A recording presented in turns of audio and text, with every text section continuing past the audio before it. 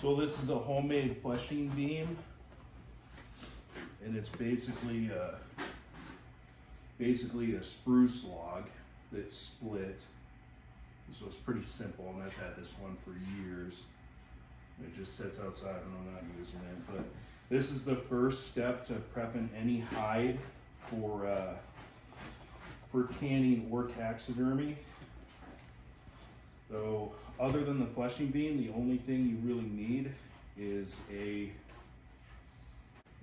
knife. And I have two different styles. This one has a sharper edge on the back. It's fairly dull on the front. This one's dull on the back and sharp on the front. I just use them for different things, but for the most part, a sharp on the back, and you're just pushing the flesh and the fat off of the hide, and you're peeling that first membrane back. After it's fleshed, the hide is salted. And I use salt, and I'll use a little bit of alum. The alum is aluminum sulfate, and that's what I tan with.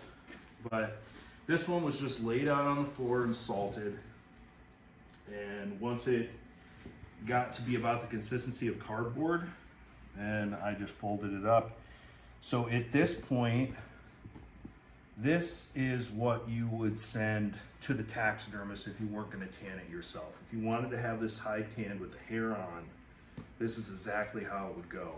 And this is the same thing for a deer or a bear or any big animal.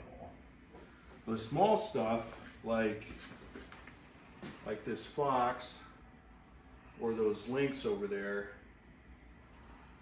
they're thin-skinned enough that you don't have to salt them. So the main reason for the salt is just to accelerate the drying process. You can tell, I mean, this is just about the same weight as cardboard. And then this is a little more complicated. This one is Hunter's Bear, the one that we're not gonna home tan. We're gonna send this one off for professional tanning. And he's probably not ever gonna have anything made out of it because I'm assuming he'll probably get a better bear, although this is a nice bear. But these ears have been split almost all the way back. They're inside out right now, obviously, but you're looking at the hair side and the cartilage side. So the ears have been split. The eyes, which are hard to see because it's salted, have been split back to the eyelids. And this is what I was talking about in that other video that I didn't do on the bears that we're gonna make, you know, just into rugs. These lips, when you skin the animal the first time, you leave the whole gum line on here. And that's for the taxidermist. If they were to do a mount where they had the mouth open, they're gonna need these gums. But you can't leave the gums on there and dry it out properly. If you left the gums on there, there'd be a big, thick bit of material in there and it wouldn't dry, and you'd start to slip that hair on the back side. So these lips have been split all the way down and around this whole jaw. Same thing too with the nose. Your nose has cartilage that runs all the way down right up to the tip. So if you do not skin in between the cartilage and the hair, you'll slip hair on the nose, or you'll slip the skin. And if they do that, they can fix it. They can put a fake nose on there, but it costs more money and takes more time. You want the original if you can keep it. We'll just come over here for a second and I'll show you the... So these bears we're gonna home tan. Originally we were just gonna throw them in the river, which I kind of felt bad about, but we're just shooting bears for meat, and you get all these hides, and every single one of these would cost $200-300 a piece to have tanned. But we're gonna do a little home tanning and show the boys how to do it. So all these hides have been salted and fleshed, and are finished drying. This one right here, I showed this in another video, but this one here, we had a freezer that got unplugged in the middle of this year, and some of these thawed out. This one probably was one of the ones that thawed out first, and the hair on the nose here is slipped. It's set up now because it's hard, but when I tan this whole nose section will probably just fall out and fall off. And you can tell if your hide is still wet. If you have areas that are slipping and you go up and you give the hair a tug while it's still wet, that hair will, or that skin will pull right out. And so if you have a hide like that and you ship it off to the taxidermist and it wasn't dried properly, the hide will come back and it'll have big bald patches on it. So if you are sending one off, like this one over here, okay, so this hide is getting shipped off to the taxidermist. We're not gonna have a wall mount made out of it, but just for kicks, if you were to have a wall mount made out of this and you had not properly dried this, or if you're in the process of salting and drying it and you have a spot that may be bad, this hide is still wet enough you could check it. If you grab the hair and you give it a pull and it just falls out, and this is a good hide and there's nothing wrong with it, so it's not gonna fall out, but if you have a bad spot, you grab the hide here or the hair and you give it a little tug and it's bad, it will just slide right out. It will completely detach. If that's the case, it's already ruined. Don't spend the money. Just throw it in the river. So on something like that bear over here where we had the hide slipping on the face, we were gonna throw it in the river anyway. And so the home tanning is relatively inexpensive. All it takes is salt and aluminum sulfate and a little bit of time.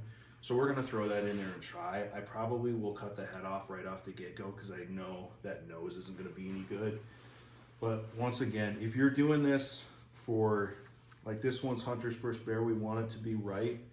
So we took a lot of extra time to make sure that everything was fleshed out perfectly, that everything was cool while it was drying, that there was plenty of salt, and in the areas where you could have issues like on the claws, where it's gonna take a really long time to dry out, I put a little bit of aluminum sulfate down in here.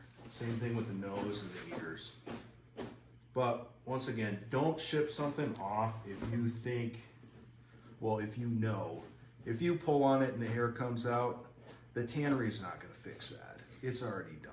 So just let it go.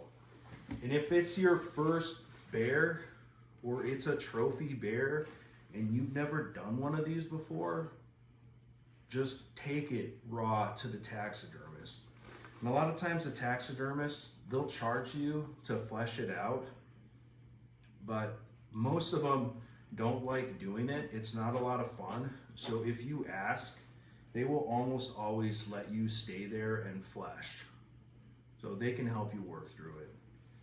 But probably for your trophy, I wouldn't suggest watching the YouTube video and doing it. So find something to practice on, or go to the taxidermist and let them walk you through it once or twice before you attempt it yourself. Girls are doing their quilt. That's great. Stephanie's real excited. The dog's warming up by the fire. Anyway, I take you in the house. This is my little trophy room area. Got plenty of room for other things, but so this is the only bear that I have shipped off to have made into a mount.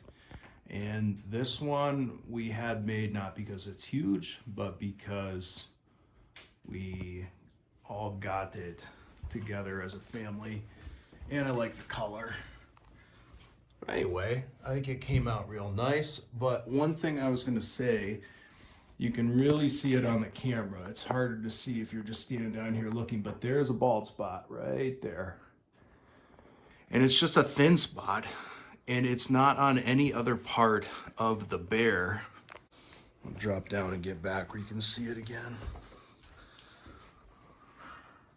So from down here, 90% of the people looking up there wouldn't notice that. Bothers me. But if I would have sent that off and had it tanned before I sent it to have it made into a rug, I would have saw that right off, and then I could have made the decision to tan it or not. All right, so bottom line, I don't know when that bald spot happened, but I know for a fact when I sent it out, that side of the bear looked just like the good side of the bear. So if you're gonna have one made into a rug or a wall mount, I think the best course of action would be to send it off to the tannery first and then get it back, and then you can see what you really got. So that could have been our fault. I don't think it was. Could have been the tannery's fault, but it doesn't really matter. You don't want to mount something that you're going to be unhappy with, and the only way to know that is if you send it off, get it tanned first, and then get it back. So, a little lesson learned.